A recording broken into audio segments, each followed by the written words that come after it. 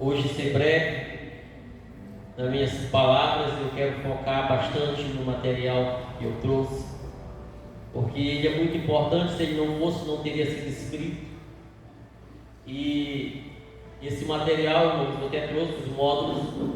Nós somos 4 módulos: módulo 1, 2, 3 e 4. Se você quiser adquirir, depois você me procura. Um material teologicamente bem preparado. Eu estou com toda a dificuldade que eu tenho de tempo. Aos poucos eu estou resumindo todo esse material para me fazer um material menor, para que seja um material da Becerra, né? São 4 livros, ele tem bastante matéria.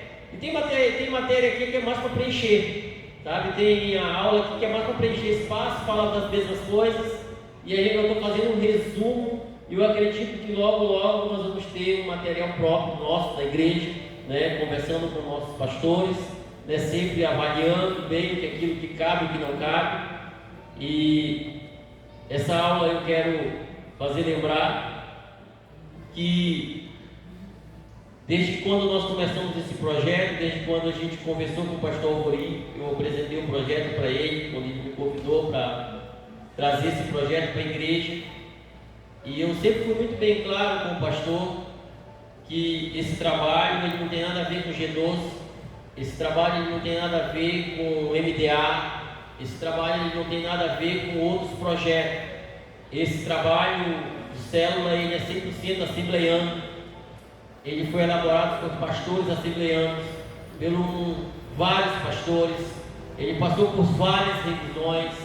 Foi um trabalho muito bem elaborado, até porque esse trabalho que nós fazemos, ele não interfere nas doutrinas da igreja, ele não interfere em nada, ele apenas acrescenta, né? Porque na verdade o trabalho que nós fazemos, irmãos, ele é um esforço evangelístico. Ele não tira nada do trabalho que a igreja faz. Na verdade ele acrescenta, ele traz bastante material de uso para que a igreja possa crescer com qualidade, para que a igreja possa crescer com eficácia, né? Os irmãos que me acompanham desde o início sabem que se os irmãos têm verdade, se um dia eu peguei alguma heresia ou ensinei alguma coisa fora daquilo que não é bíblico, fora daquilo que está dentro da palavra do Senhor, tá? Então hoje nós vamos falar sobre preparando-se para a evangelização, tá? Mas a hora que estiver pronto, então esse texto que nós lemos, ele é um texto que você vai ver o texto e o contexto, que eles sim se reuniram no templo, mas eles também se reuniam nas casas. E o texto diz que eles tinham tudo em comum, e eles ainda perseveravam na doutrina, tá? Eles tinham tudo em comum, eles tinham comunhão com os outros, eles entendiam que era um tempo de crescimento, eles entendiam que era um tempo de continuar junto, que era um tempo de se unir mais. Então, eles estavam ali e a Bíblia diz que todos os dias ele acrescentava a quem havia de se salvar. A igreja de Atos, irmãos, ela é um modelo, né? É o modelo da igreja, é o modelo que nós seguimos. A igreja de Atos, ela começou, né, através dos apóstolos. Quem lembra aqui da primeira aula do discipulado que eu falava que a igreja sem o Espírito Santo, sem os dons espirituais, por mais que eu possa ter teologia, eu falei sobre isso, eu quero repetir isso, eu posso ser formado, eu posso ter bacharel, eu posso ser pós-graduado, eu posso ter mestrado, eu posso ter PhD, MBA, quem sabe outros, né? Posso ser qualquer outra coisa, mas sem a presença do Espírito Santo, dos dons espirituais, irmãos, seremos pessoas técnicas, seremos pessoas inteligentes. O que tem de pessoas inteligentes fazendo mal? O que tem de pessoas inteligentes caminhando para o outro lado? E antes de eu entrar naquilo que a gente quer falar, eu sempre trato esse assunto, eu lembro, eu gosto de voltar uma parábola que foi feita, e foi a primeira vez que, quando eu sentei na escola de vida, eu ouvi isso, lá na época do descobrimento, muitas navegações viajavam de um lado para o outro para descobrir o novo mundo. Então, havia uma ilha que todas as embarcações deveriam passar ali. Só que o local, o canal de sair de dentro do mar aberto para a barra daquelas ilhas era muito perigoso. Então, quem vinha de fora e que não tinha costume de viajar naquela embarcação e não sabia o horário de entrar, porque se a maré estivesse muito cheia, as ondas ficariam muito altas.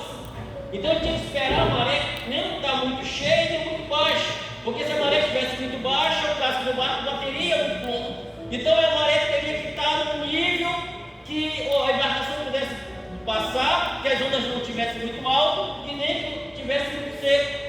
Então somente os pescadores daquela região poderiam, eles sabiam e conheciam muito bem o canal daquele lugar, porque eles eram pescadores. Só que muitas embarcações, por desconhecer o local, começavam a passar ali sem conhecer, e batiam, como estava muito seco, batia, e às vezes encalhava, e quando a maré enchia, as ondas batiam, e aquele barco se quebrava, e eles naufragavam, e alguns, quando conseguiam, muitos morriam. E então aqueles pescadores decidiram fazer uma casinha pequena para condições deles e começaram a prestar socorro para aquelas embarcações. E eles começaram a salvar vidas naquele lugar. E em troca disso, aquelas pessoas davam para eles as suas mercadorias que eles traziam. Então por isso eles não ficavam de mãos vazias, né? Então alguns deixaram de pescar peixe para salvar vidas que ali estavam. Então eles montaram um barraco meio improvisado, mas ali era o local onde eles socorriam as pessoas, onde eles davam o primeiro socorro e eles atendiam. E aquelas pessoas que eram salvas ficavam gratas e voltavam para as suas cidades e diziam assim: olha, em tal lugar eu fui salvo. E elas começaram a voltar e começaram a construir também uma cidade naquela região, e aquela cidade começou a crescer, e muitas pessoas foram salvas naquele lugar. E as pessoas, por ter um coração muito cheio, muito agradecida, e voltaram àquele lugar e disseram assim: vamos fazer aqui um local que possa ser um local assim, referência, onde todas as pessoas, quando vier, saber que aqui foi onde a gente foi salvo, saber que esse lugar é muito bom, que esse lugar aqui foi aonde eu fui atendido, né? E começaram a fazer, e as pessoas de posse, de bem vieram, né? E construíram um local muito bonito, e colocaram uma sala de espera, e já colocaram uma sala de emergência, e colocaram várias coisas. Ficou muito bonito aquele ambiente. Porém, quando as outras embarcações começaram a naufragar, naquele local já não cabia mais, porque as pessoas vinham machucadas, vinham feridas, ensanguentadas, outras sujas, e não podia sujar o local, porque o local agora era bem ornamentado, porque o local agora estava muito bem organizado, e então começaram a arrumar um local lá no fundo para salvar as vidas. Então aquelas primeiras pessoas que ali estavam fazendo aquele trabalho se sentiram incomum de estar ali, porque na verdade a ideia deles estar ali era para salvar vidas, e não, aí aquele local virou um clube social, e aquelas pessoas que começaram a voltar para ali, e começaram a vir, toda vez voltavam ali de férias, e virou um clube social, e aqueles pescadores saíram dali, criaram outro local, assim como era o primeiro, e começaram e continuaram a salvar vidas. Por que eu trago isso para nós, irmãos? Não é diferente as nossas igrejas.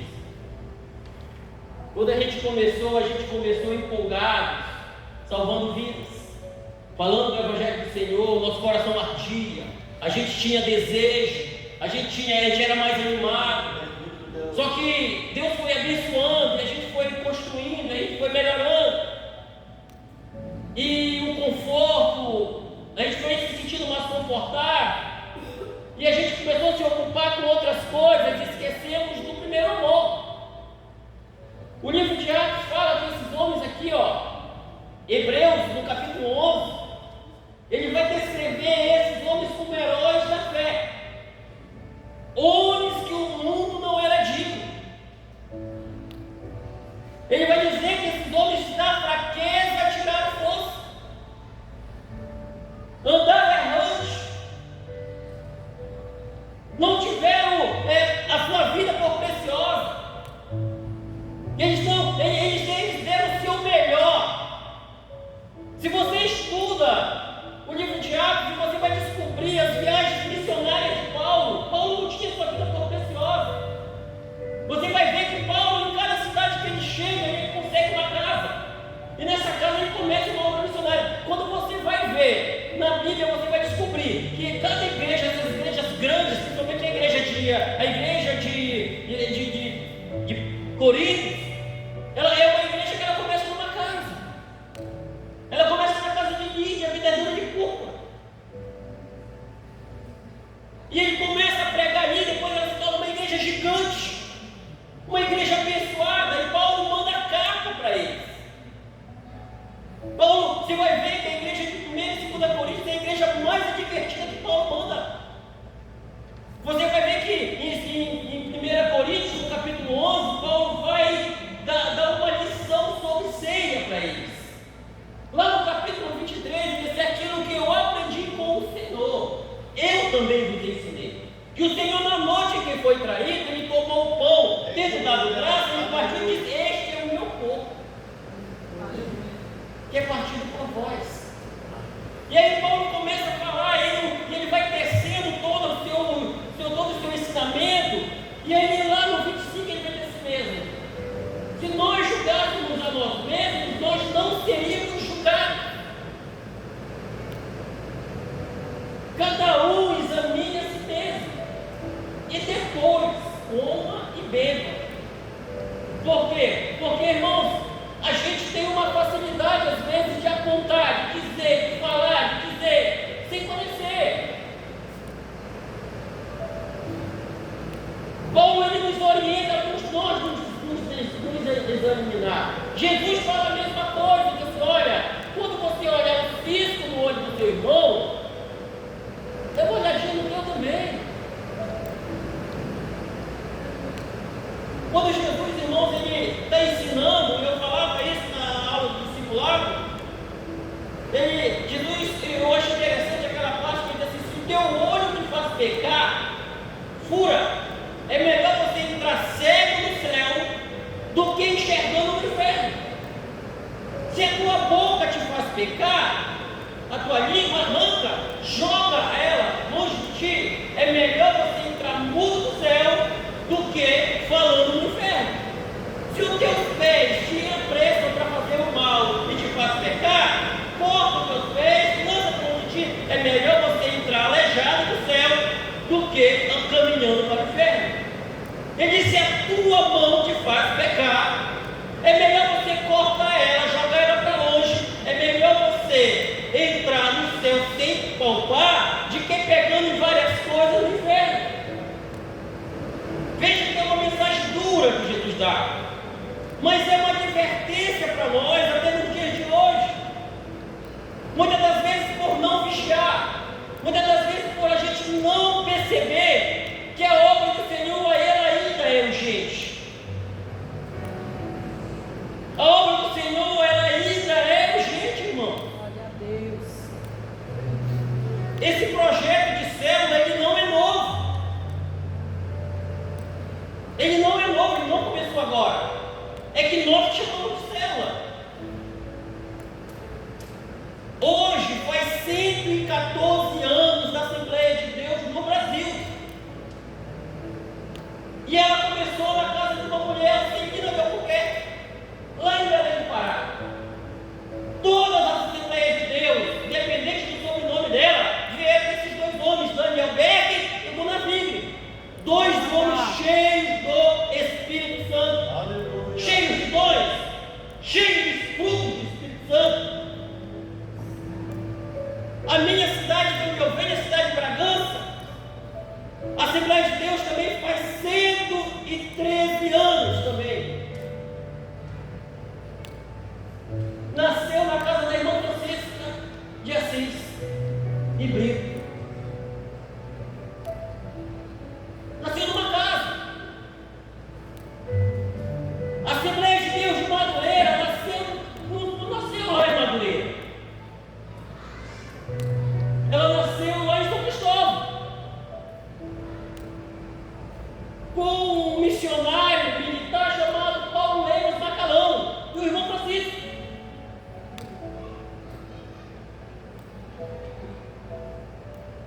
Nasceu numa casa. E aí hoje nós temos lutado muito para continuar fazendo a obra de Deus, irmãos. Quando a gente vê os pregadores pentecostais dizem assim, porque o Pentecoste que aconteceu na rua do era numa casa, não era num templo. Aleluia. Eita Deus. Era numa casa.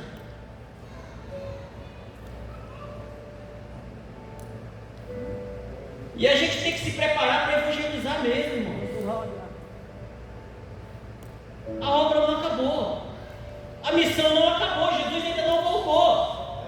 Nós ainda estamos esperando Jesus. E às vezes a gente tem que ter consciência de entender que nós também somos chamados para essa mesma obra. Glória. Nós temos hoje, irmãos, muitas ferramentas de evangelização. E esse trabalho de célula é um deles. Pelos escândalos que têm se acontecido no nosso país, por alguns que não vigiaram. Muitas pessoas não querem mais vir à igreja, mas elas vão na sua casa. Elas vão na minha casa. Eu e a minha esposa, irmãos, nós já abrimos muitos trabalhos de célula, que hoje são igrejas. Glória. Às vezes eu não gosto de falar muito assim, mas assim, o pastor José gosta de se exibir. Eu não gosto, irmão. Às vezes eu guardo para mim. A minha primeira marcenaria hoje é uma igreja. O meu segundo galpão eu vendi para fazer uma igreja. Porque eu entendi o chamado de Deus na minha vida. Nós não estamos aqui em Caxias brincando de ser crente, ou inventando de fazer a obra de Deus. O trabalho que nós fazemos, irmãos, é com muita seriedade. Aleluia. Mas pensa na seriedade que é.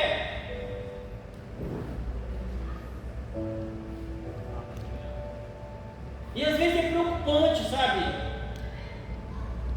Eu fico preocupado não comigo. Porque quem está lutando contra? Porque lutar contra a obra de Deus, irmão, não está lutando contra mim, nem contra o pastor, está lutando contra o próprio Deus. Lembra de Gamaliel quando aconselhou Paulo? Quando aconselhou o concílio? Se essa obra for de Deus, ela vai prosperar, mas se ela não for, logo vai passar.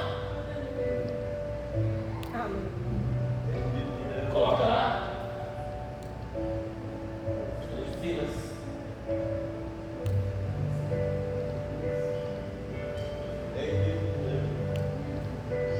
O que é uma célula? Uma célula é um grupo de discípulos com as seguintes características: tem grande desejo de ganhar vidas e que tem um líder bem preparado, tem um lugar e horário fixo para reunir, não se reúne no templo, isso é célula, se reúne semanalmente no dia e hora estabelecido, tem como meta a multiplicação. Os novos convertidos são consolidados fora do horário da célula. O que é consolidação, irmãos? Eu já falei várias vezes, vou lembrar. Consolidação é ensinar os primeiros passos cristãos para essa pessoa. Porque a pessoa que aceita Jesus, ela nem sabe o que ela fez. E aí o que vai acontecer? Nós que somos os irmãos mais velhos, que já conhecemos a palavra de Deus, nós vamos ensinar para essa pessoa a tornar sólido a palavra de Deus na vida dessa pessoa. Né? Ensinando os primeiros passos, ensinando que ela não é pura na fé, que ela terminou de nascer. Né? Então, como Jesus fala para Nicodemos, se tu não nascer de novo, tu não pode ver o reino dos céus. Aí ele fala de novo, se tu não nascer da água e do Espírito, tu não pode entrar no reino dos céus.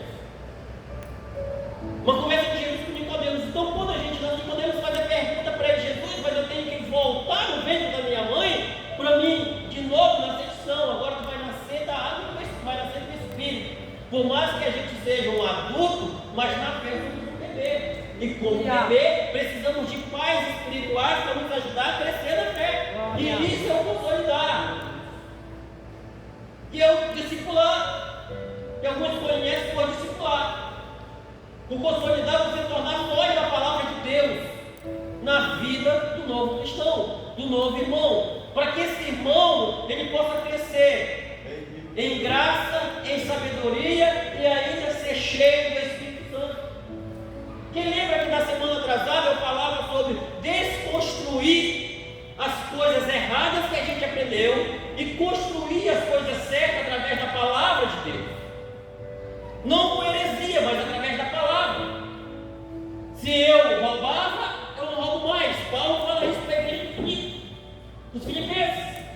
Se eu mentia, eu não mento mais. Então, quem vai falar isso? Quem vai ensinar isso? É o discipulador. É o discipulador que vai ensinar para aquela pessoa que está convertido, para ela: olha, meu irmão, isso não faz mais parte da tua vida.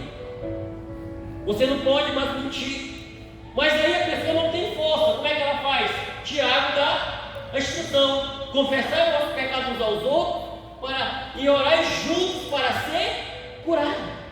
Então tem pecado, irmãos, que ele só é afastado da nossa vida se houver confissão. E se a gente não confessa, a gente não consegue nos libertar. A gente sempre vai precisar de um irmão para nos ajudar.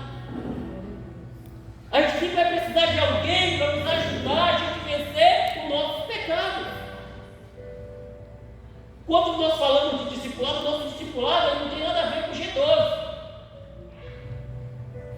Porque o discipulado G12 é totalmente outra coisa. Eu estudei o G12. O discipulado tem um líder supremo e aí todo mundo tem que honrar o cara lá, sabe? Assim, é um negócio bem estranho. É quase uma pirâmide. É, o G12. E eles fazem um discipulado bem esquisito. Esse trabalho nosso, irmãos, ele é o célula de evangelismo e crescimento. O nosso trabalho aqui é trazer a palavra de Deus com muita clareza, trazer ensinamento, ensinar os irmãos a crescer, a continuar evangelizando de uma forma diferente. Evangelizar nas casas. Ninguém aqui é obrigado a fazer. A obra de Deus, irmãos, ela é voluntária. Você não é obrigado a fazer. Os irmãos não são obrigados a participar desse projeto. Mas uma vez que você é líder na casa do Senhor, aí você deve obediência ao seu líder. Enquanto você pode ser um bom crente, você pode vir à igreja, você pode participar de todas as reuniões e não se comprometer com nada, mas a partir do momento que você diz que você quer ser um líder, aí você se coloca debaixo da cobertura espiritual do seu pastor. E você deve satisfação para ele, sim. Se você não quiser a satisfação para o seu pastor, você diz: pastor, eu não quero mais ser líder.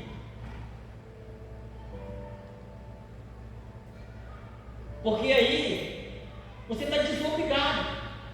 Quando os irmãos veem que eu falo muito aqui, eu digo assim: nós pastores, presbíteros, diáconos, evangelistas, há uma responsabilidade maior sobre nós.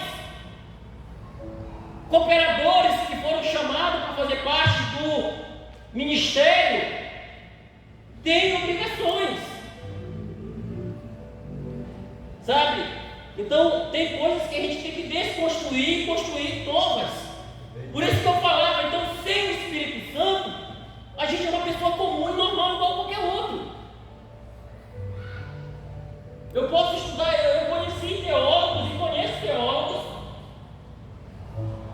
que são espíritas, que estudaram junto comigo, macumbeiros, ateus, que dão até aula de teologia, até melhor que um crente, mas são pessoas técnicas.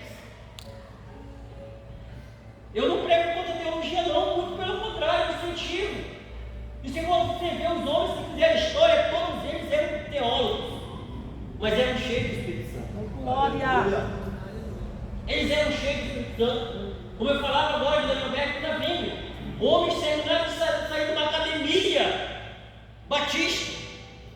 Eles ouvem falar da Rua Azul, eles vão lá, eles são cheios do Espírito Santo. Deus revela para eles Belém do Pará, no Brasil. Eles não sabem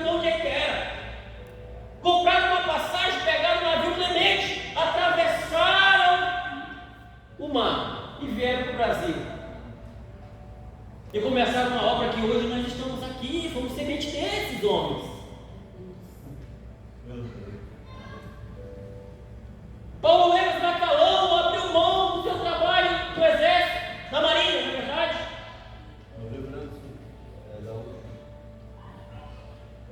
Ele trabalhava no estado do Pará. Largou mão de lá e voltou para o seu estado. E daqui foi começar um trabalho no Rio de Janeiro. Por causa do chamado, cheio do Espírito Santo. Quando o Daniel Berg do navio começa a falar sobre o Espírito Santo, a Igreja Batista enxota eles. Porque eles não criam no Espírito Santo. Não criam. É por isso que eu falo tudo. Se a gente não tem o Espírito Santo, irmão, nós somos corajosos. O Espírito Santo nos dá coragem. O Espírito Santo, ele nos impulsiona. O Espírito Santo, sabe, ele faz a gente fazer coisas que na vida comum a gente não consegue fazer. O Espírito Santo, ele sabe, nos enche de uma graça, de uma sabedoria, que até nós mesmos nos espantamos por nós mesmos.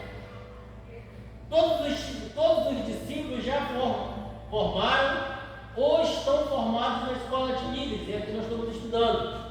O líder presta relatório toda semana para o seu líder de geração no GAL, que é um grupo que nós temos aqui chamado de GAL, né? É o grupo GAL. O que quer dizer GAL? Grupo de aperfeiçoamento de líderes.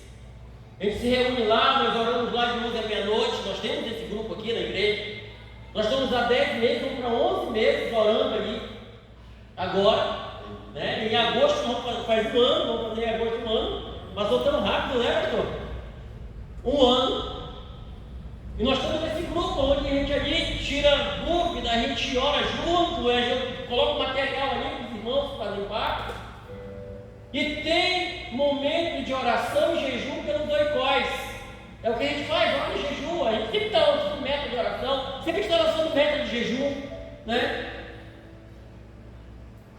Os irmãos oikóis, é uma palavra grega, traduzida em português, quer dizer pessoas do meu relacionamento.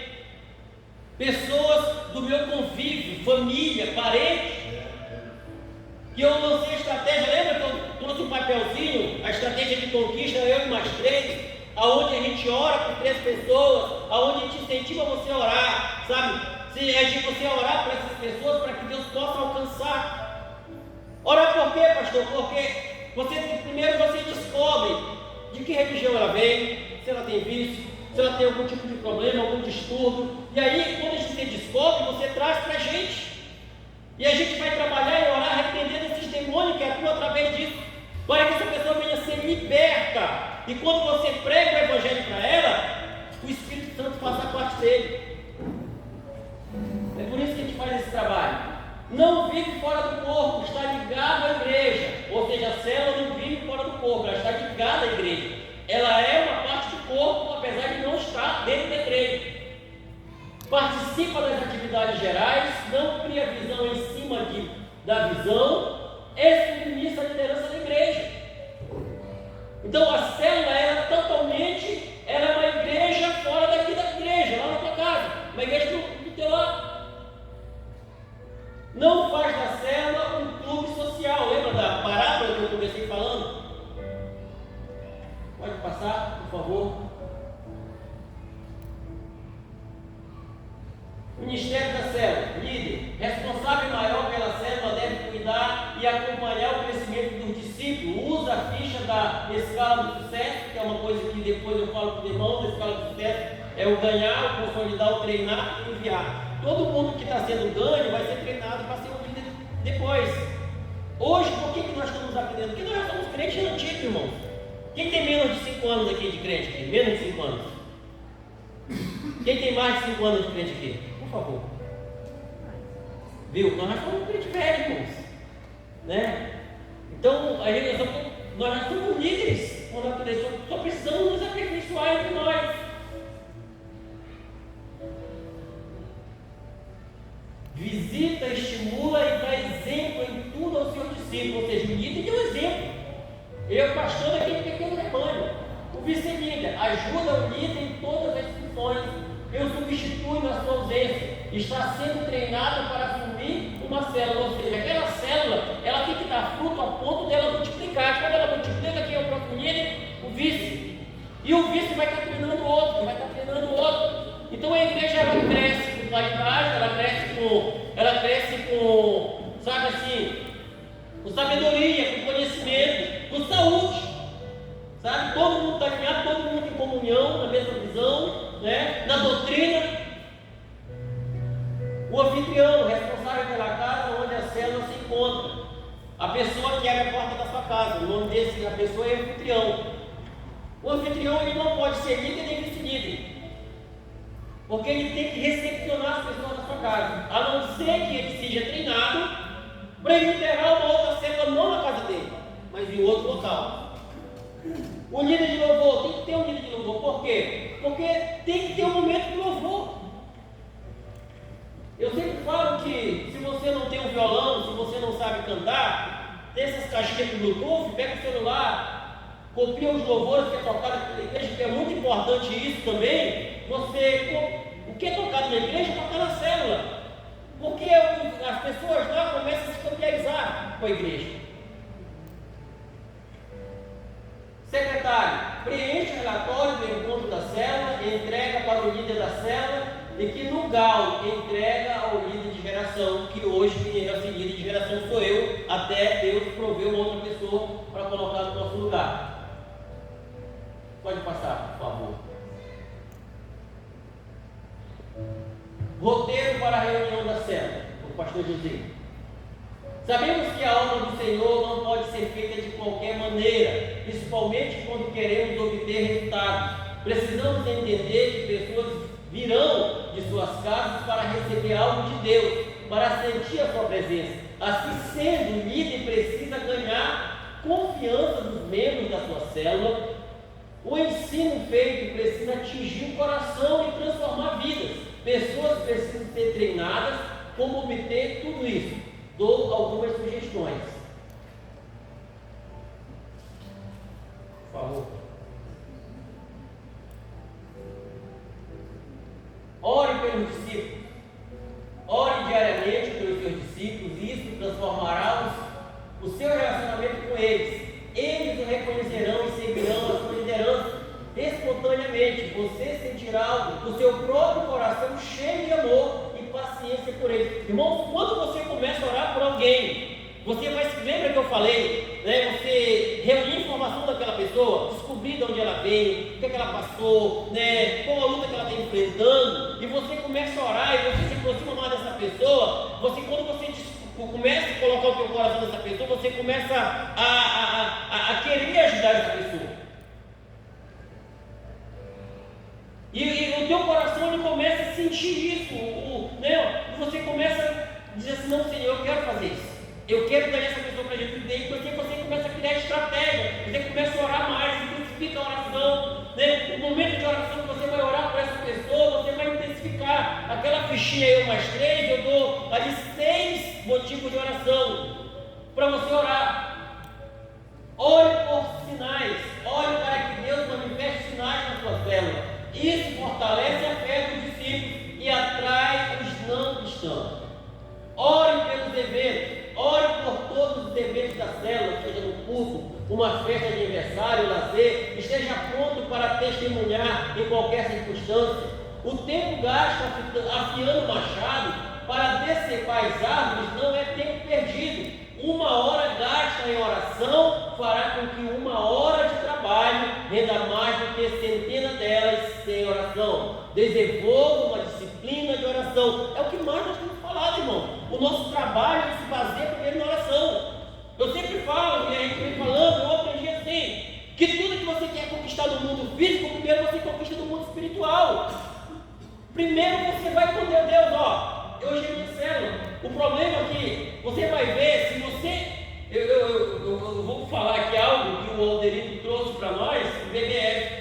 Se você usar essa cartinha aqui, o básico, bem feito, se você fizer isso bem feito, isso aqui, não tem célula falida.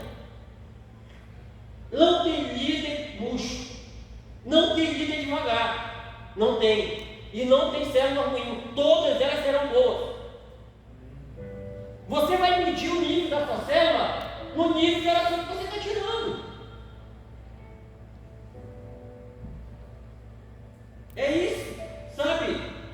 E nós vamos batendo nessa tecla, eu acredito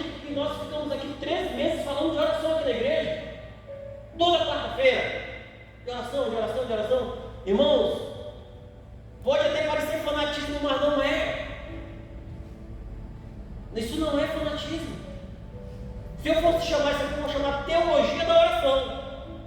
Tem a teologia da prosperidade? Né? Tem a teologia da oração, porque se você conversa comigo, se você está andando comigo, pastor, nós sabe, nós vira e volta, nós estamos falando de oração, ou nós estamos orando junto. É assim, pastor? De poucas palavras que a gente fala, a gente ora junto. Eu sou muito falador, o pastor Amorim de poucas palavras. Então, o pastor Amorim vai ali, o máximo que o pastor Amorim fica com a gente é 10 minutos. A visita dele assim, ó, né? Ele vai ali, ele traga o assunto, ele já voa, né? Mas assim que é, né? E às vezes eu seguro um pouquinho mais ele, a gente entra em alguns assuntos, a gente ora, né? Mas eu creio que tem que ser um homem de oração, mulher de oração, irmãos. Isso aí, nós estamos tratando da obra de Deus isso aqui. Nós estamos tratando de ganhar vidas. Isso aqui são estratégias, esforço evangelístico para ganhar vidas. Se a gente levar isso aqui a sério, pastor, eu não quero fazer célula, eu quero levar esse projeto, eu quero fazer isso sozinho. Faz sozinho isso. Você conhece alguém que não é crente? Pega o nome dessa pessoa, começa a orar desse jeito para você ver se Deus não vai ganhar, se você não vai ganhar essa pessoa para Jesus. Irmãos, nós estamos vivendo um momento difícil na igreja, as trevas também elas têm se intensificado mais. Essa cidade aqui, irmãos, ela é, sabe, muito carregada. A cidade de Caxias, ela tem mais local de macumba do que igreja. E esse pessoal lá fora, eles levam muito a sério o trabalho deles. E nós que dizemos que somos cristãos, que somos homens de Deus, que somos mulheres de Deus, a gente faz de qualquer jeito. Me perdoe a expressão.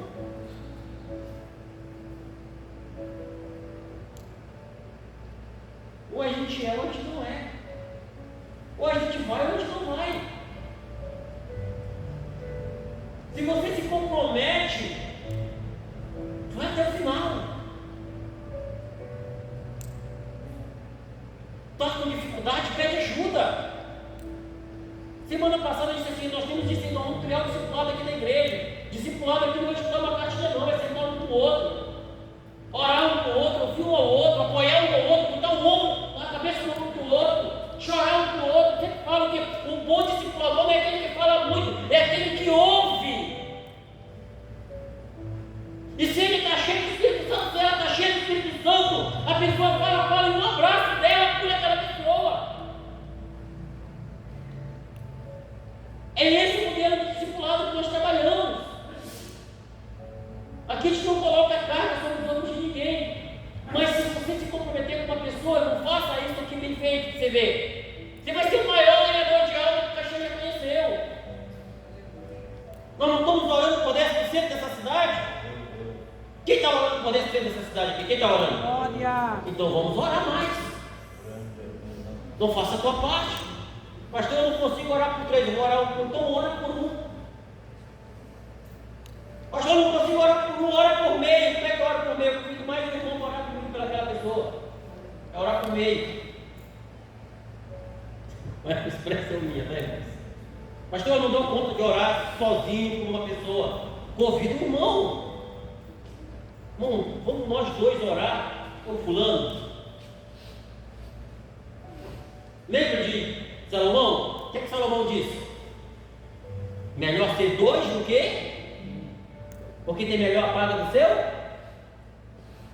Vamos lá, irmãos. Tem melhor paga do seu? Seu trabalho. Agora imagine se nós trabalharmos juntos por uma pessoa. Ou a palavra de Deus ela vai contra o que ela prega. Mas ele disse: o cordão de 3 dobras não se quebra. E o de 4, de 5, de 6, de 10. Vocês estão entendendo? Está dando para entender isso aqui, irmão?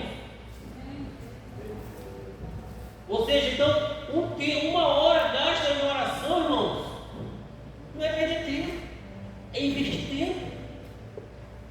Você está investindo tempo, então, sabe, eu vou falar isso para você. O mais beneficiado de você orar para uma pessoa não é a pessoa que está recebendo a oração, é você.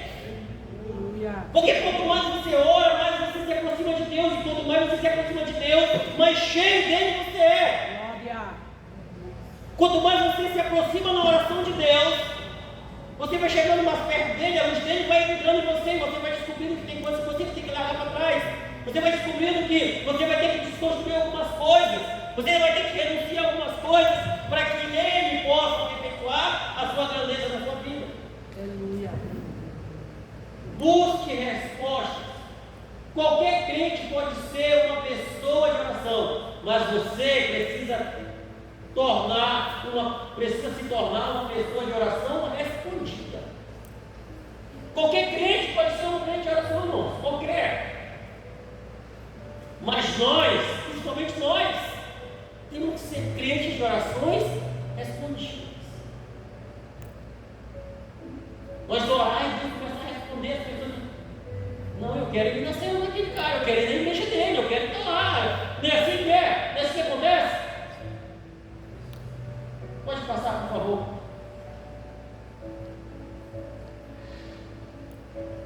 Seja cheio do Espírito Santo. Todo líder de célula precisa ser cheio do Espírito Santo. Busque poder e ousadia. Todos querem estar perto de quem está perto. De quem está perto? Busque. Nós falamos na semana atrasada sobre isso. Eu até especifiquei aqui 22 dons do Espírito Santo e falei um a um. Agora imagina que cheio de dons, cheio de frutos. Não tem para ninguém, irmãos. Mas para isso não existe renúncia. Prepare-se com antecedência. Prepare com cuidado e antecedência a reunião da célula. Lembre-se que pessoas precisam ser alimentadas. Você nunca poderá levar os outros a níveis que você mesmo não atingiu. Né? Às vezes é fácil. Eu vou falar isso aqui, irmãos. Ela é uma crítica. Se você achar que ela é construtiva, ela vai ser construtiva. Mas se você achar que ela é crítica mesmo. Às vezes, eu não sei aqui, mas lá no Amazonas era assim.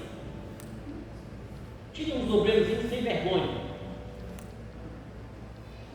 Sem vergonha, sabe assim? Quando eu falo sem vergonha é mesmo.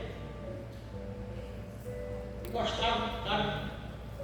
Aí o pastor dizia assim, irmão, o fulano de tal vai pregar. Aquela semana ele jejuava, ele orava, ele estudava, ele pegava os postos, ia para a internet, e pegava garjão dos pregadores fora, sabe? Do Marcos Luciano ele vai sair.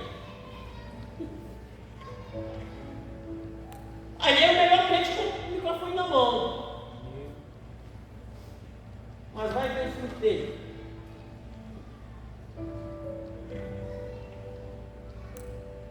Comprava e não pagava, pedia emprestado e não devolvia. E aí vai, olhava para a mulher do outro,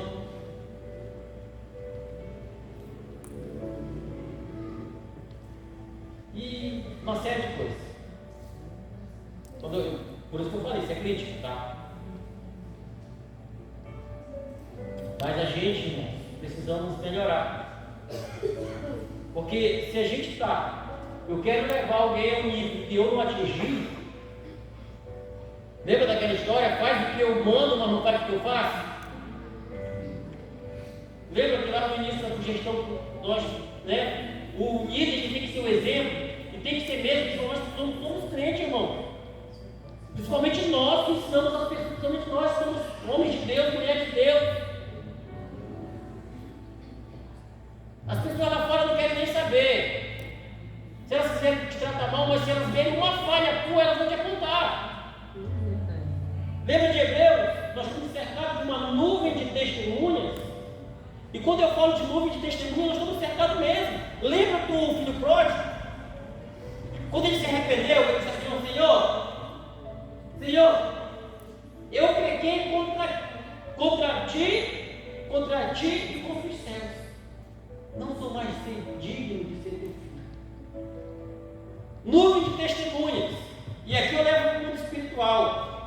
tanto o céu celestial de Deus, quanto o céu, o mundo tenebroso, está cercado nos vendo as nossas obras.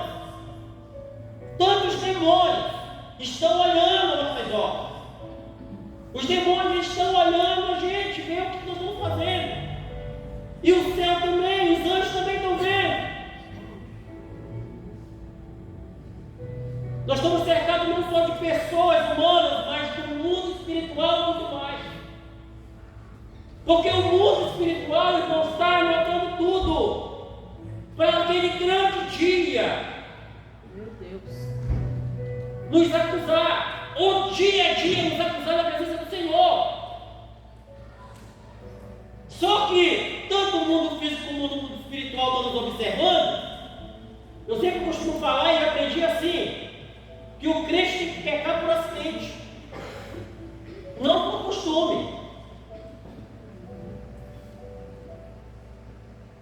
A gente tem que pecar, às vezes nós somos pecadores, nós estamos ainda numa carne pecadora, mas a gente tem que nos esforçar para não pecar.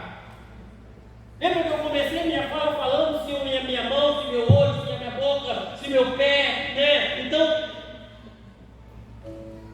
às vezes a gente faz de propósito, irmão. Lembra que Salomão disse que o coração do homem é enganoso? Às vezes a gente não sabe ouvir uma crítica, a gente não sabe ouvir algo, e a gente se ira e começa. Lembra disso de Isaías? Isaías era profeta ou não era? Profeta, irmãos. Mas quando ele viu a nuvem de testemunha, literalmente, na frente dele, ele se desesperou. Isaías 6. No ano que morreu o rei Uzias, eu vi o Senhor assentado no alto sobre o trono. Então eu disse, ai de mim. Ele era profeta, que sou um homem de lábios impuros, e habito no meio de um povo de impuros lábios. Os meus olhos viram o Senhor. A nuvem de testemunho, ele sabia que o mundo espiritual estava vendo, ele sabia que Deus sabia da história dele. Mas o que ele fez? Ele se arrependeu. Salomão vai dizer no capítulo 28, 13: aquele que confessa e deixa, alcança a misericórdia. E ele disse: arrependeu, ai de mim. E a Bíblia diz que um anjo, mundo espiritual, voou. Uma brasa viva tocou os seus lábios e o perdoou.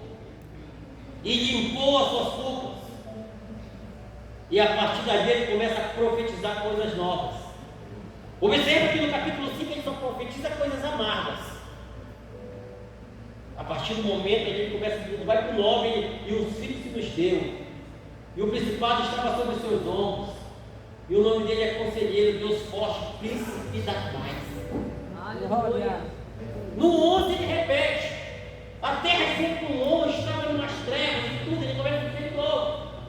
E o nome dele será Emanuel. Aleluia. Lá no 41 ele diz isso mesmo, né? Aqueles que, os jovens, eles cansam, se fatigam, mas os que esperam no Senhor renovarão as suas forças. Aleluia. Subirão de asas como águia. E a gente tem que levar, a gente tem que atingir níveis.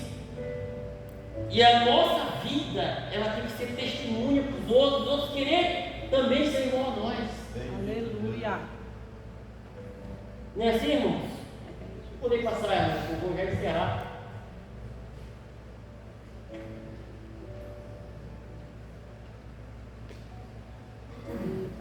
A verdade é que liberta, é a verdade que liberta. Precisamos ter uma palavra viva, se queremos ver gente sendo liberta. Não temos de pregar muito, mas temos de pregar a verdade com vida.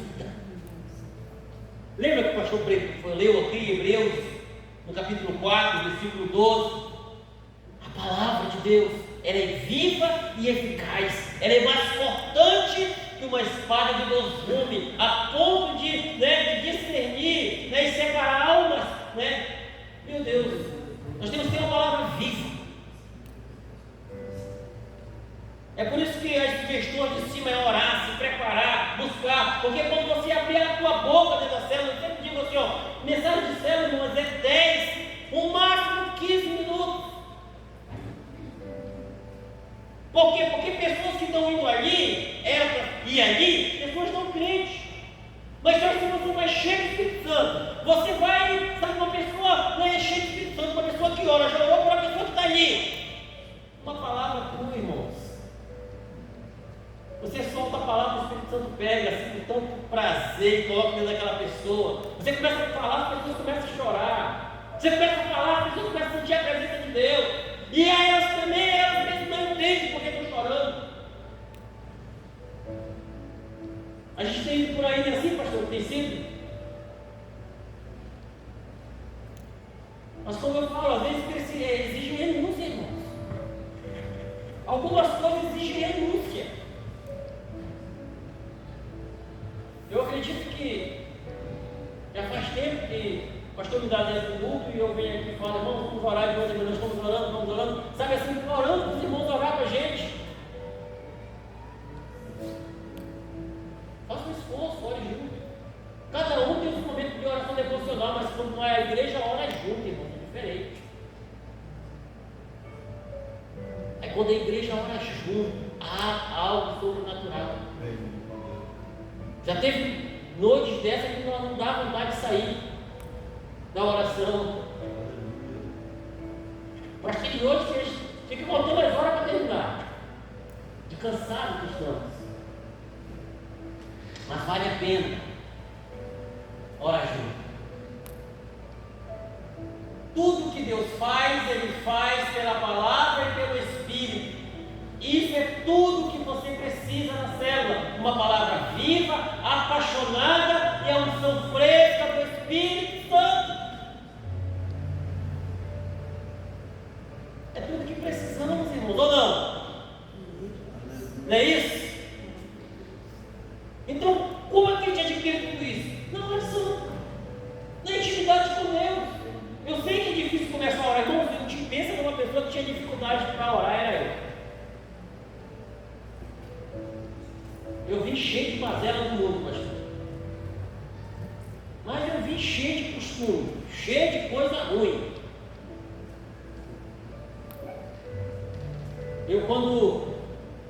Eu nasci na igreja, irmão, tá? Eu sou bisneto de pastor. Meu bisavô era pastor. O meu avô era pastor.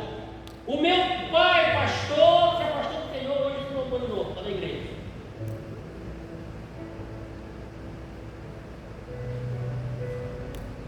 A gente lá no Pará, meus avós, nós tínhamos um barco chamado Mensageiro da Paz.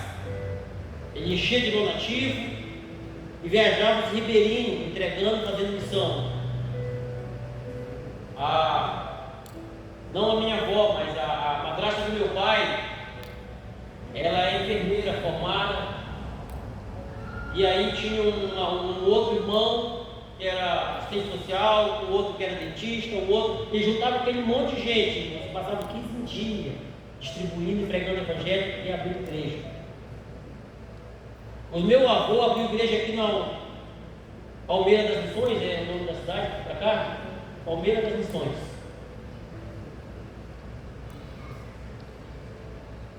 E a minha mãe morreu, meu pai nos abandonou, e eu me afastei disso. E eu levei uma vida assim, bem ruim, mas muito ruim. Um estado deplorável que eu vivi.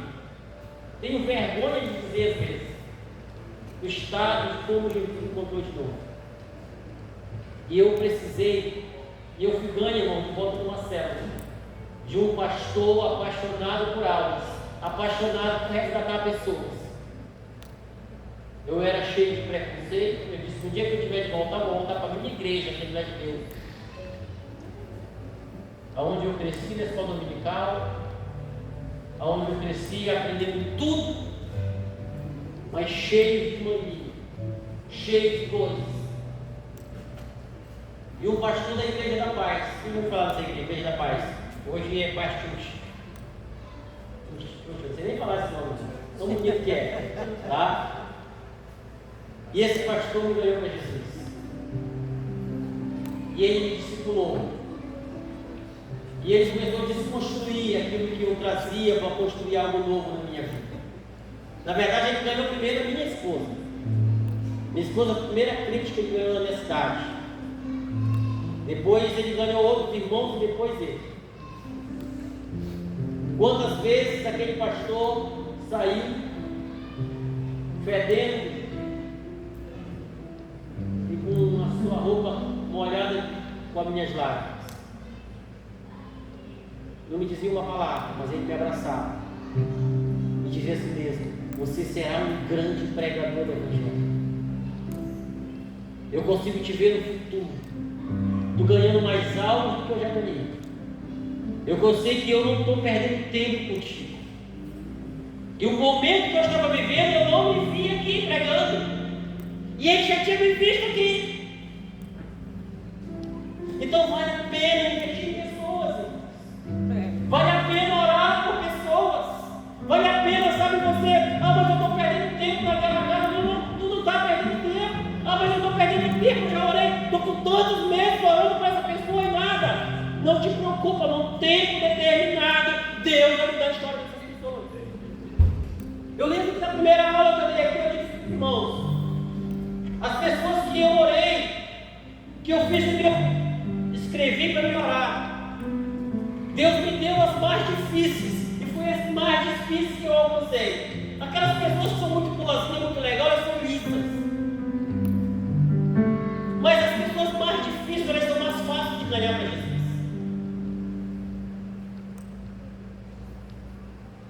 Por experiência própria. Eu lembro que muitos daqueles que eu ganhei, hoje também estão fazendo a obra.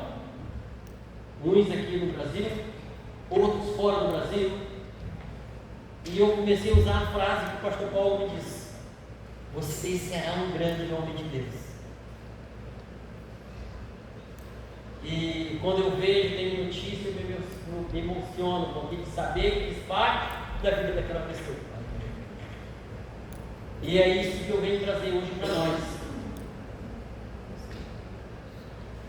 Ao ministrar na célula, sempre fale de coisas práticas que podem ser úteis no dia a dia.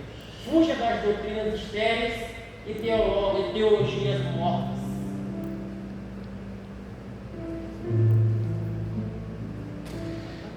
Irmãos, fique de pé em nome de Jesus.